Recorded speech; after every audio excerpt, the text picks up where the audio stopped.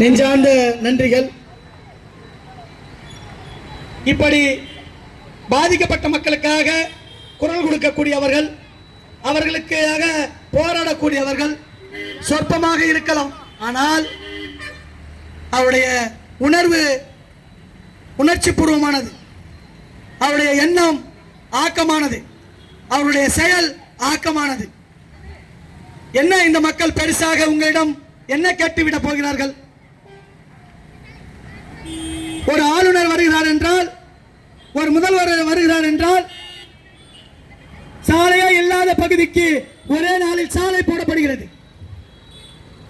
தண்ணீரே இல்லாத பகுதிக்கு ஒரே நாள் தண்ணீர் போடப்படுகிறது. மின்சாரமே இல்லாத பகுதிக்கு ஒரே நாள் மின்சாரம் கொடுக்கப்படுகிறது. ஆனால் இங்கே தலைகாய்ந்து கிடக்கின்ற மக்கள் காலகாலமாக எங்களுக்கு ஒரு இலவச மனைப்பட்டா கொடுங்கள், எங்களுக்கு ஒரு சாலை வசதி செய்து கொடுங்கள், எங்களுக்கு ஒரு மின்சார வசதி செய்து கொடுங்கள், குடிப்பதற்கு நல்ல தண்ணீர் கொடுங்கள் என்று போராட வேண்டிய காலமாக இருக்கிறது. இது சுதந்திர இந்தியா என்று சொல்லிக் கொள்ளலாம். யாருக்கு சுதந்திர இந்தியா?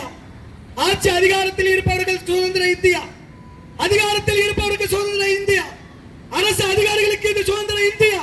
எங்களுக்கு சுதந்திரமே இல்லாத ஒரு இந்தியா. யாரோ ஒருவர் ஏதோ ஒன்று செய்து விட்டால் பெரிய சாதனை என்று வாரி வாரி அவர்களுக்கு போய் கோடிக்கணக்கான ரூபாய் கொடுக்கிறது அரசாங்கம். இங்கு உடுத்த உடை இல்லாமல், உண்ண உணவு இல்லாமல், படுக்க இடம் இல்லாமல் இருக்கின்ற இந்த பாமர நரிக்குற மக்களை கண்டுகொள்வதும் இல்லை, அவர்களை பற்றி ஒரு துளி நினைப்பதும் இல்லை.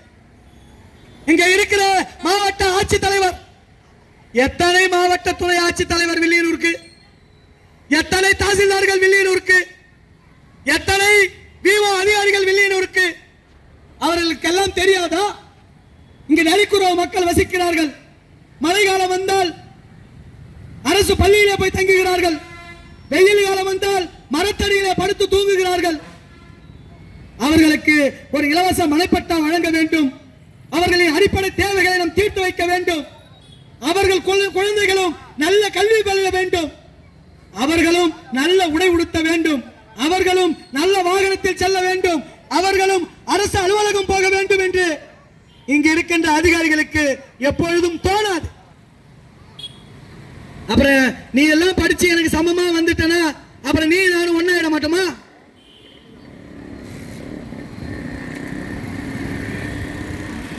நீயே என்ன மாதிரி வீடு வாசல் கட்டிட்டனா நீ நானும் ஒன்னாயிட மாட்டோமா? நீ நானும் ஒரே வசதி வாய்ப்பு இருந்துட்டுனா நீ நானும் ஒன்னாயிடுமா என்கின்ற ஆணவ போக்கு, அற்பத்தனமான புத்தி, கீழ்த்தனமான எண்ணம், எல்லாருக்கும் எல்லாம் சமமா கிடைக்கணும் தான் இந்திய அரசியலமைப்பு சட்டம் சொல்லுது. அந்த சட்டத்தின் படிதான் அலுவலகங்கள் இயங்குகிறது. அந்த சட்டத்தின் படிதான் நாம் சாலையிலே நடந்து செல்கின்றோம். அந்த சட்டத்தின் படிதான் எல்லோரும் சமம் என்று சொல்கின்றோம். ஆனால் இங்கு எல்லோருக்கும் எல்லாம் சமமாக எப்பொழுதும் கிடைப்பதில்லை. நடந்து போகின்றவன் சைக்கிளுக்கு எதிர்பார்க்கிறான், சைக்கிளுக்கு போகிறவன் டூ வீலருக்கு எதிர்பார்க்கிறான், டூ வீலரே போகிறவன் கார் வேண்டும் எதிர்பார்க்கிறான், கார் வேண்டும் என்பவன் விமானத்தில் போக ஆசைப்படுகிறான். ஆனால் இங்க இருக்கிற மக்களும் எனக்கு ஏதாவது ஒரு இலவச மனைப்பட்டா கொடுங்க, நான் உட்காரத்துக்கு ஒரு குடிசை கொடுங்க, எனக்கான தேவையை நிறைவேற்றுங்க கையேந்தி நிக்கிற மக்கள்.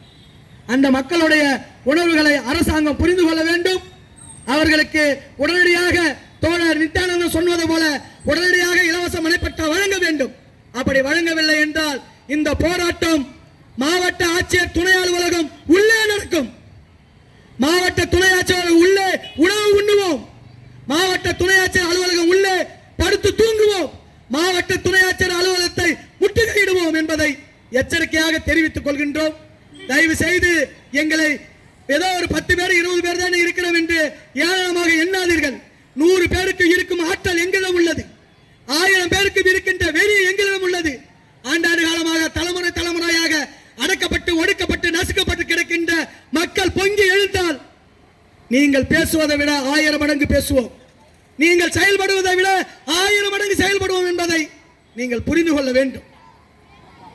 இங்கு மீண்டும் மீண்டும் நான் கேட்பது, எங்களுக்கு இருப்பதற்கு ஒரே ஒரு இடம், நாங்கள் வசிப்பதற்கு ஒரே ஒரு இலவச மனைப்பட்டா, அதை உடனடியாக அரசு வழங்க வேண்டும் என்பதை எச்சரிக்கையோடு தெரிவித்துக் கொண்டு தாழ்மையோடு தெரிவித்துக் கொண்டு பணிவன்போடு தெரிவித்துக் கொள்கின்றோம்.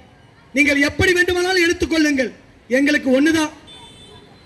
ஐயா சாமின்னு கேட்டாலும் சரி, அடடா புடடா என்று கேட்டாலும் சரி, கையேந்தி நின்றாலும் சரி, உங்கள் கால்களில் விழுந்தாலும் சரி, எங்கள் கோரிக்கை ஒன்றே ஒன்றுதான்.